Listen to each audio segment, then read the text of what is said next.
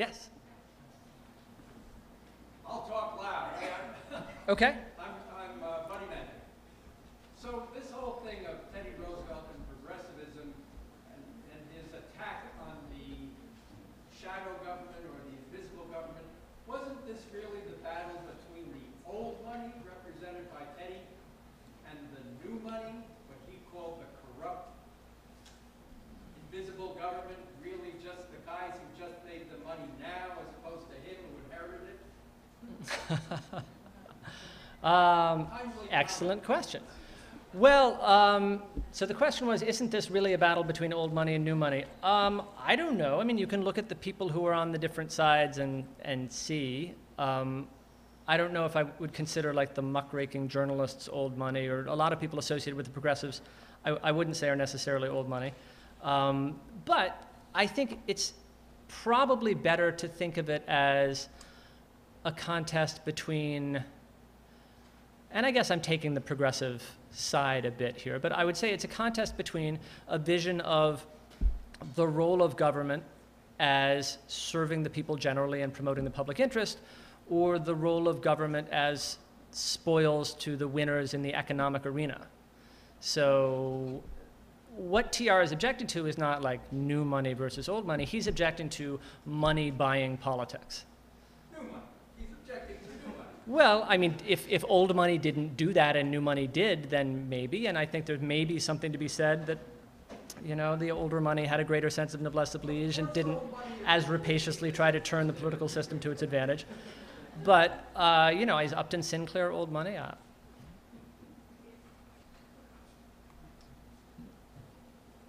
Yes? Thank you. The talk was great. Is it fair to say that what he's really at war with is the coequal branch view of the judiciary?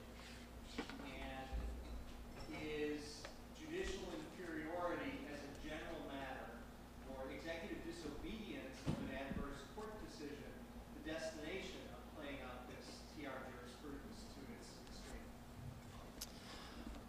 Well, interesting question.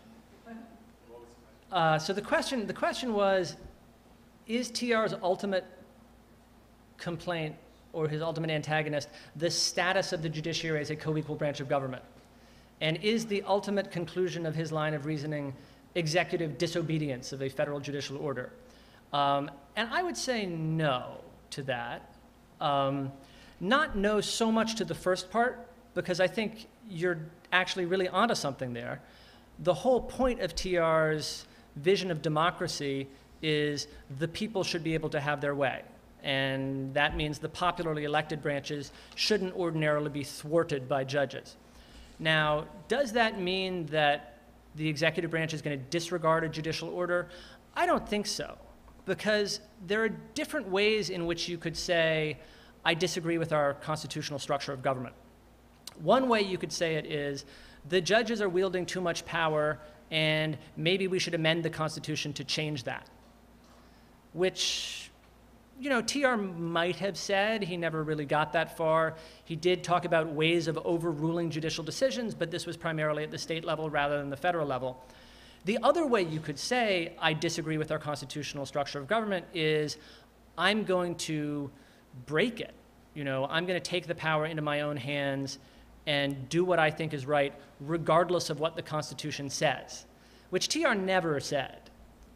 You know, that's one reason why I think it's a little bit unfair to say that he had as much use for the Constitution as a tomcat for a marriage license. He was not a guy who was saying, John Marshall has made his decision, now let him enforce it. He was not a guy who said, as FDR said, no matter what the Supreme Court says, I will execute these people. So this is a story that's in the novel briefly. There were Nazi saboteurs captured at the beginning of the Second World War, and FDR wanted to execute them. But of course they got military lawyers and they took their case to the Supreme Court, and there was a real possibility, in fact, most people looking back think the Supreme Court probably should have ruled against the Roosevelt administration and said, you're trying these people in a way that is not permitted under the Constitution, the Uniform Code of Military Justice. But FDR actually did send word to the Supreme Court through his Attorney General, even if you order me to stop this military tribunal, I will execute these people anyway. And that's an example of defying or rejecting the co-equal status of the federal judiciary, not in a theoretical, I think we should change this and I would support changes way, which is more TR, but in a, I don't accept you, I'm going to defy you, which FDR did in sort of a limited extent there, but generally speaking, presidents don't do. Yes? Isn't there a gap in your theory of the social entrepreneur as a leader of change as opposed to the judiciary, or at least the Supreme Court, in that it doesn't account for the possibility that the social entrepreneur, the movement, is relatively small and not popular, and it's the judge or the judges of the Supreme Court who make it popular by saying, oh, I like that particular point of view, and I'm going to pick it up, and through that promotion, that's what makes it grow, if it does grow sometimes. It doesn't grow. Okay, so the question's about, it's a very good question. The question's about the relationship between social movements and judicial decisions, and is it maybe the case that it's judicial decisions that propel social movements to victory?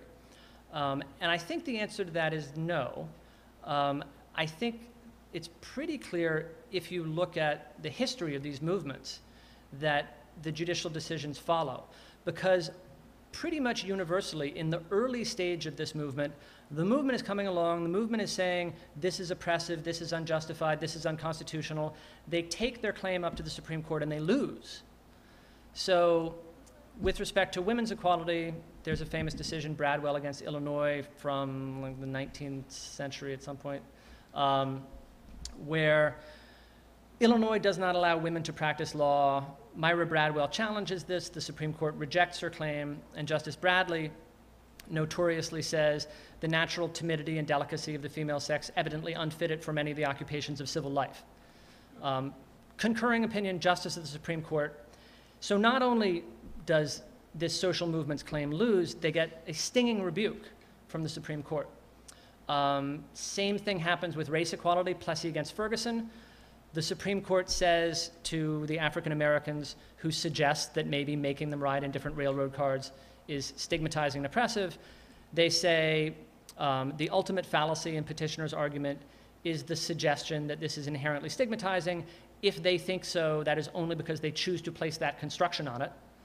So again, you know, like if you think that racial segregation in the 1890s South is stigmatizing, that's just in your mind. Another sort of stinging rebuke. And, you know, same thing with sexual orientation, Bowers v. Hardwick. You've got a pretty good gay rights movement. They get up to the Supreme Court. The Supreme Court rejects their claim. The majority says the claim that the right to homosexual sodomy is implicit in the concept of ordered liberty is at best facetious. Justice Berger concurs to say, not only is there a long tradition behind this law, but I think it's right. You know, I think this is an eminently justified law. So something happens there, you know, after the initial judicial rejection of the equality argument. And typically what happens is the social movement gains steam. And they do sometimes win judicial victories, but those are typically at the state level. So you get the movement progressing at different speeds in different states, and you get some state courts, sometimes under state constitutions, accepting these arguments.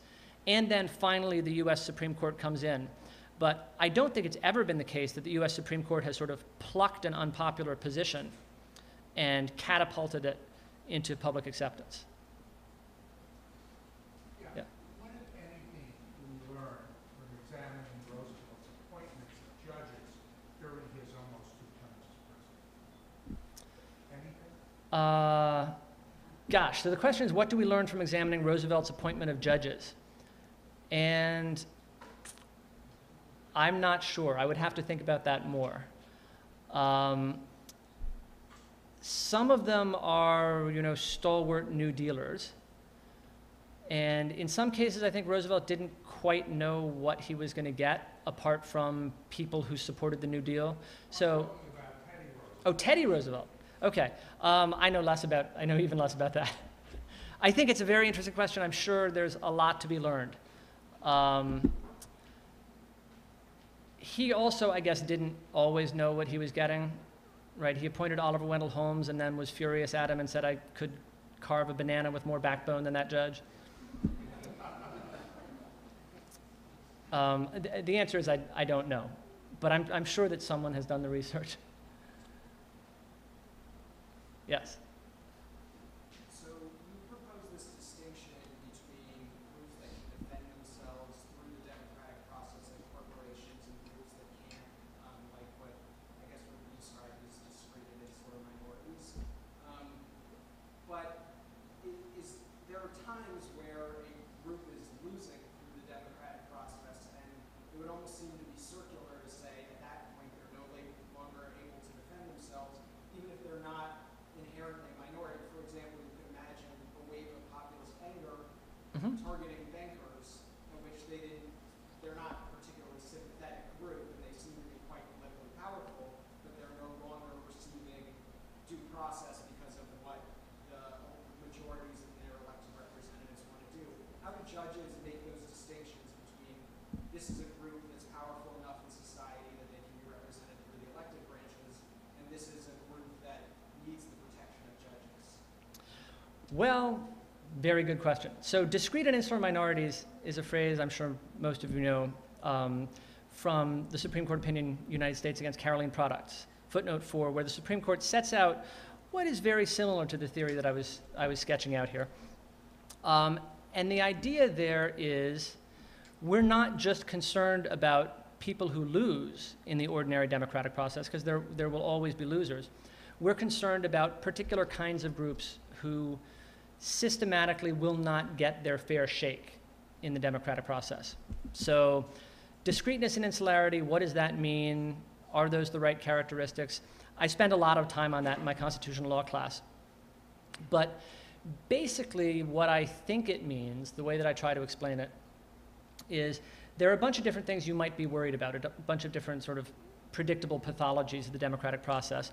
One is you might have an unpopular group and they're being targeted.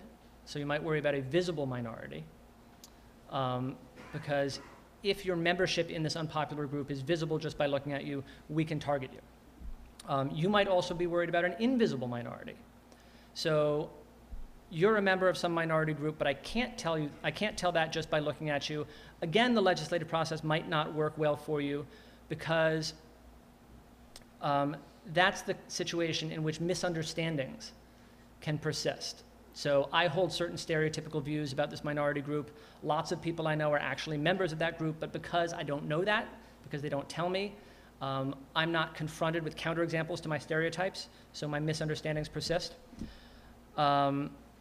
Lack of exit, lack of ability to exit, that's a very big one, I think. So immutability, the court talks about. It matters a lot if you can avoid unfair treatment just by leaving the group that's being targeted, leaving the group that's being affected. Now, when the Supreme Court says immutability, we don't necessarily mean it's impossible for you to leave this group. We also sometimes mean it's unacceptably costly, like we wouldn't want you to have to change your religion if it's a religious group that's being targeted. But so, I mean, the short answer is there are lots of factors that go into this and lots of things to think about. Does it give you a 100% clear answer in every case? No, but then again, what does? I do think, you know, you can make more or less sensible judgments about, is this a group that's getting a fair shake in the political process or not? And then, you know, what this is all supposed to lead up to is the question, how deferential should the court be to some legislative cost-benefit balancing, where they say, the harm we inflict on this group is justified because the public is getting this benefit. With groups that have these certain characteristics, you're going to be less deferential. So it doesn't have to be a binary thing. I mean, if you look at what the Supreme Court has done, of course, we've got different tiers of scrutiny, right? We've got not just 2 on off, we've got 3. So it's not a deductive process. It's not necessarily like a formal proof. But I believe that both in terms of explaining what the Supreme Court has done in a lot of cases and in terms of explaining how it makes sense to approach this basic question, when is it okay to second guess the legislative determination of the public interest, it gets you pretty far. One more question. Yeah. Actually, kind of following up on that, I was wondering, in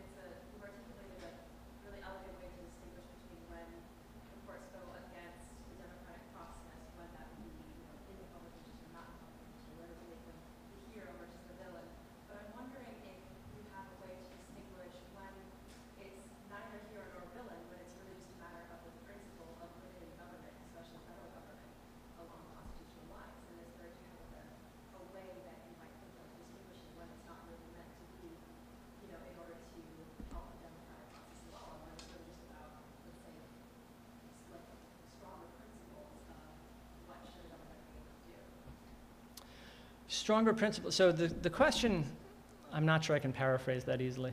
The question is, I think, maybe about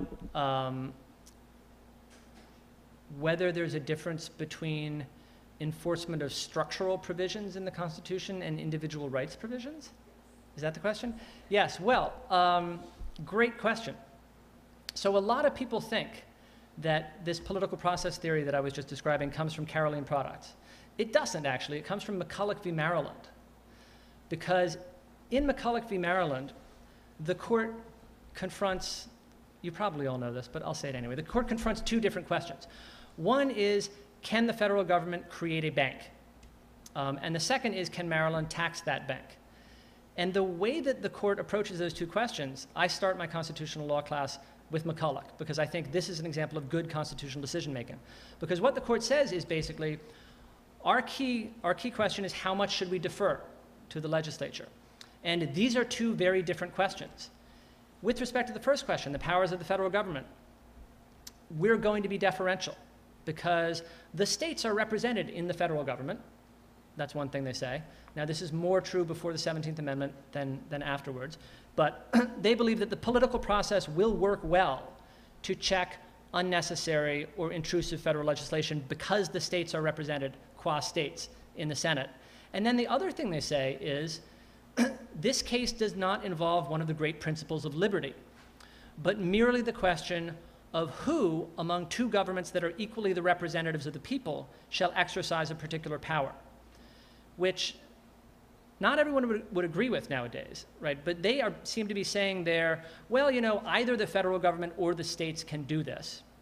And if we make a mistake and let the federal government do something that maybe the states should have been doing, it's still the representatives of the people doing it. It's the representatives of the national people instead of the people at a state level, but we've just given power to the wrong democratically elected body.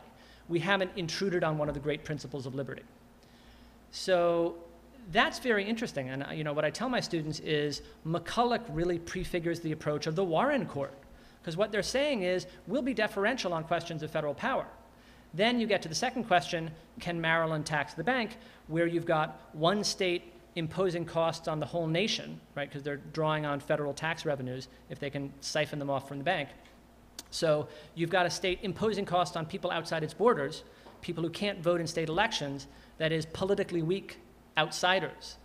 And that's basically what the Warren Court is concerned about, politically weak outsiders. But they mean outsiders not necessarily literally geographically, but just sort of outsiders to the political process. And in fact, Caroline Products cites McCulloch.